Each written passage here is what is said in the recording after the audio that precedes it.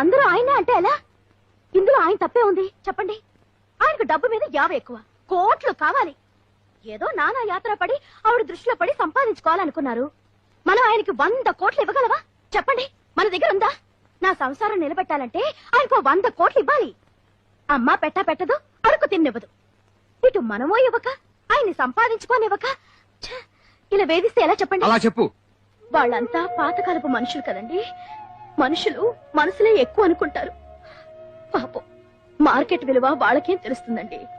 కోట్లు పారేస్తే ఓట్లు కొనుక్కున్నట్లు మనుషుల్ని మనసుల్ని కొనుక్కోవచ్చు. అంతదాకా ఎందుకు? నా దగ్గర 25 లక్షలు ఉంది కాబట్టి మిమ్మల్ని కొనుక్కున్నాను. శిరీష్ దగ్గర 100 కోట్లు ఉన్నాయి కాబట్టి మిమ్మల్ని కొనుక్కోగలుగుతుంది. రేపు 1000 కోట్లు ఉన్నదాన్ని దృష్టిలో పడితే అది కొనుక్కుంటుంది. మార్కెట్ లో మనీ ఎవరి చేతిలో ఉంటే వాళ్ళదే పై చెయ్యి. నువ్వు నాకు సపోర్ట్ ఇస్తున్నావా? నా మీద సెటర్లు కొడుతున్నావా? Full support ఇస్తున్నానండి.